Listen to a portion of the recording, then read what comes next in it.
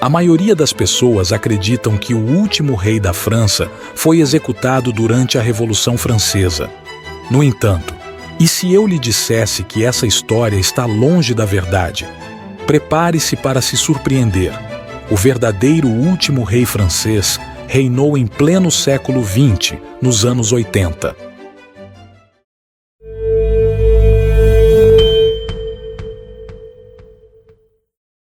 Michel Platini é um nome muito conhecido no mundo do futebol.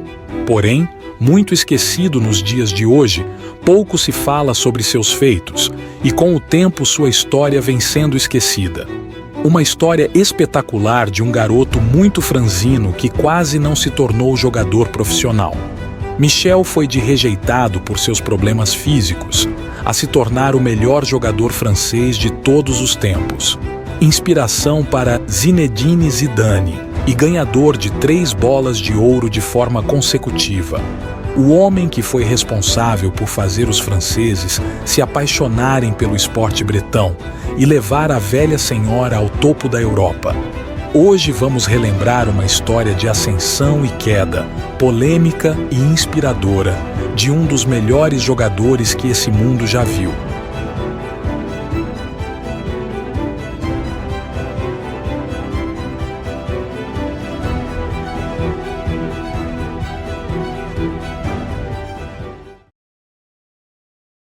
No ano de 1955, nascia na cidade de Joeuf, na França, o maior ídolo francês que era, na verdade, descendente de italianos. Sua família tinha um café chamado Café des Sportifs. Era um ponto de encontro entre os desportistas da região. Foi ali que o Michel começou a cultivar a paixão de sua vida. Seu pai, Aldo Platini, era capitão de um time da Lorena, e também o influenciou e o ajudou nesse sonho. Sempre dava bons conselhos e sua mãe cuidava das outras coisas além do futebol. Uma vez, o clube do Metz estava recrutando jovens e fazia uma seleção entre os melhores. É claro que eles o escolheram, mas na parte dos testes físicos, Platini simplesmente desmaiou.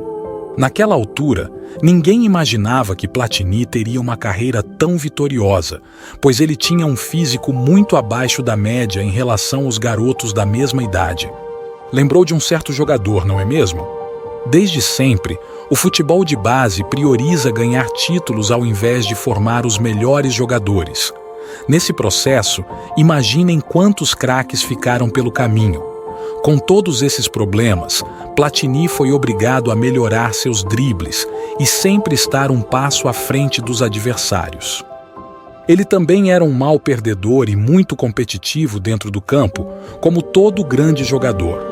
Mas essa competitividade passava das barreiras das 4 linhas e se estendia por toda a sua vida, fazendo de tudo para ganhar, até mesmo uma partida de monopólio.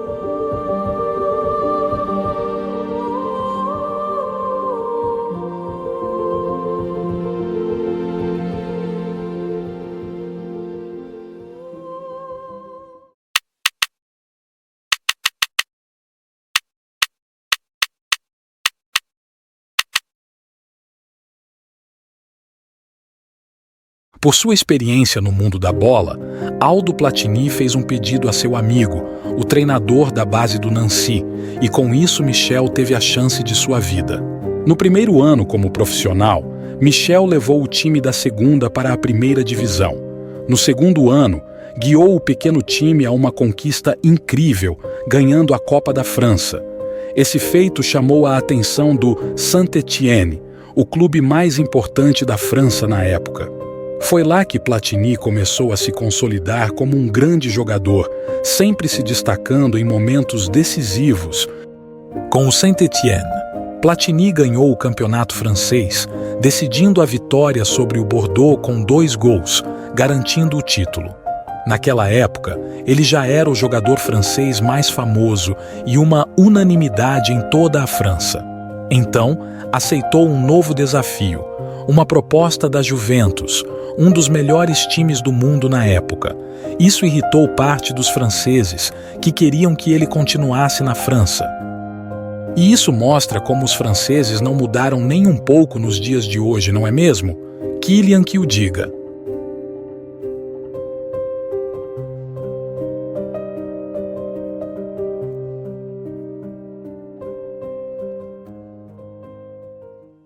Platini era desleixado, pouco se importava com sua aparência e raramente se arrumava, um francês típico.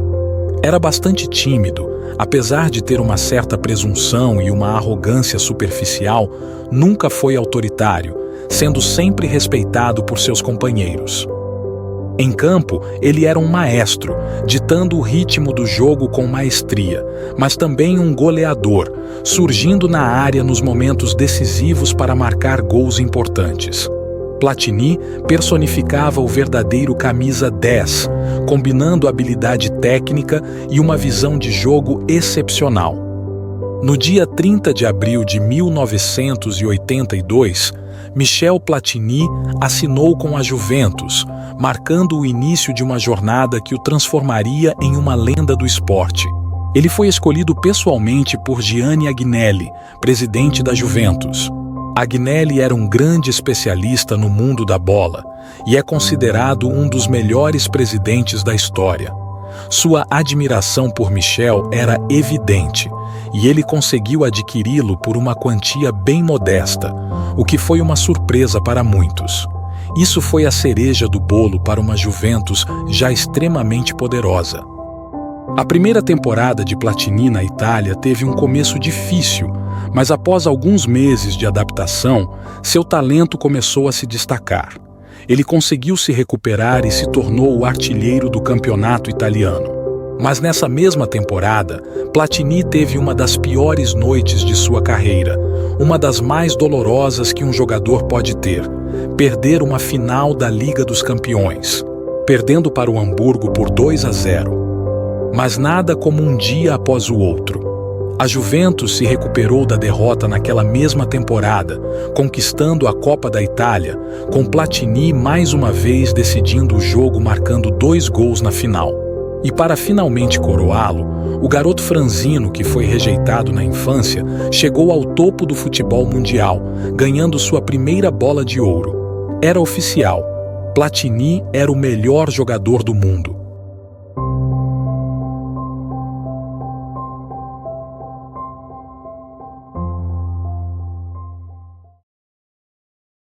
1984 foi um ano dourado para a Juventus e para Michel Platini. O time alcançou todas as suas metas e Platini foi simplesmente perfeito, conquistando o Scudetto, a artilharia e sua segunda bola de ouro. Em 1985, Michel Platini teve a chance de superar o trauma vivido na final contra o Hamburgo. Na final contra o Liverpool, os deuses do futebol foram justos e Platini marcou de pênalti o único gol da partida. Essa vitória significou não apenas um troféu, mas também a vingança pessoal de Platini, selando sua glória na história do futebol europeu e colocando a Juventus no topo da Europa, com sua primeira Liga dos Campeões. O Scudetto de 1986 fechou o ciclo de sucesso de Platini e o técnico Trapattoni.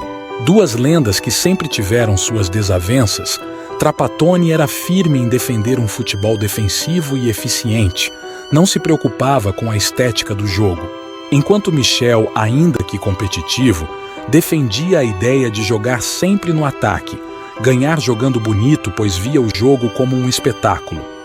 Mas isso era um debate muito mais intelectual do que prático, pois eles sempre se respeitaram muito. Com esses dois saindo de cena, a velha senhora ficou viúva, voltando a ser campeã italiana apenas 9 anos depois, com o surgimento de outro craque, Alessandro Del Piero.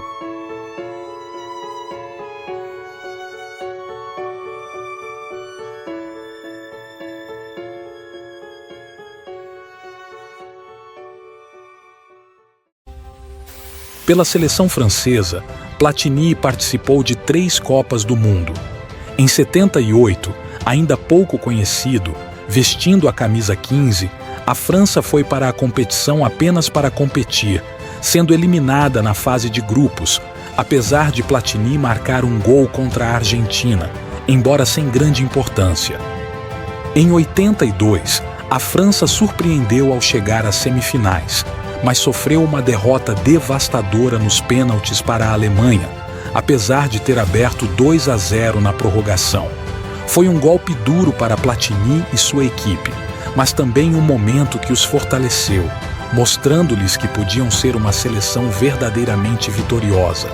Em 84, Platini teve seu grande momento com a seleção francesa, marcando 9 gols na Eurocopa.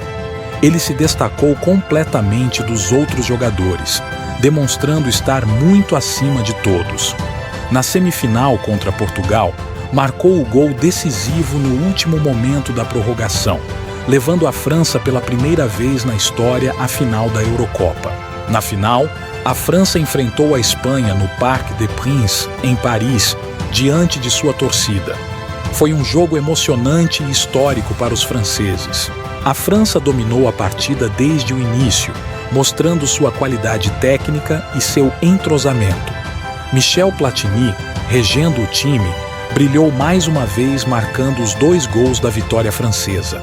Finalmente, os franceses sentiram o gosto de serem campeões. Esse dia ficou marcado na história da França, onde finalmente caiu a Bastilha do futebol. Motivada pela conquista da Euro, a França mirou seu próximo objetivo: vencer a Copa do Mundo de 86. Nas oitavas de final daquele torneio, Platini marcou um gol crucial que levou a França além da Itália. Nas quartas de final, testemunhamos um momento histórico no futebol mundial: o épico confronto entre Zico e Platini, com a seleção brasileira enfrentando a seleção francesa. Foi nesse dia que o Brasil conheceu seu primeiro carrasco francês. O jogo entre Brasil e França foi equilibrado, com destaque para o gol de Platini, que empatou a partida após Careca abrir o placar para o Brasil. Zico estava no banco por reflexo de uma lesão, quando entrou em campo e teve uma chance crucial, mas perdeu um pênalti na prorrogação, levando a disputa para os penais. Já nos penais, Zico, diferente da prorrogação e ao contrário do que muitos pensam, fez seu gol e manteve o Brasil vivo na disputa, mas não foi suficiente. Já muito fadigado do jogo, Platini isolou sua cobrança, mas tudo já estava escrito. A França ganhou mesmo assim. Eles estavam a um passo mais perto de realizar o sonho de uma nação, e nas semifinais esbarraram novamente com seu carrasco, a Alemanha Ocidental, com uma chance de vingança da última Copa. Mas os deuses do futebol agem de forma misteriosa. A França caiu mais uma vez. Platini, o melhor jogador da história da França, veio a se despedir sem ganhar uma Copa do Mundo para seu país, e acabou se aposentando da seleção no ano seguinte em um amistoso no Parque dos Príncipes.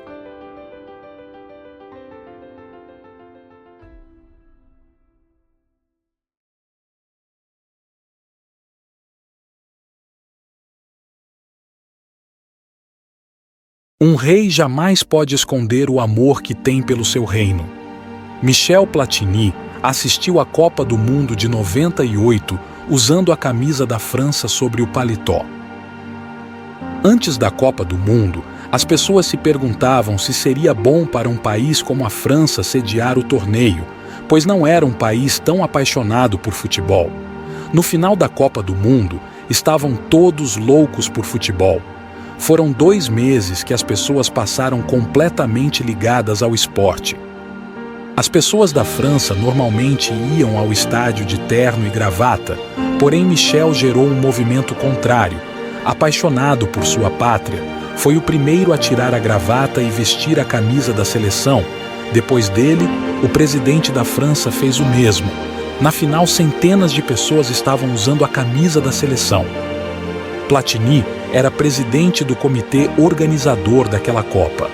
O homem que sempre reconheceram jogar de terno teve uma mancha gigante em sua imagem, ao trocar de emprego, mantendo o mesmo uniforme, mas trocando as chuteiras por sapatos sociais. Em 2007 chegou ao ápice como presidente da UEFA, cargo que ficou até 2016, mas envolvido em diversos esquemas de corrupção, chegou a ficar 4 anos suspenso.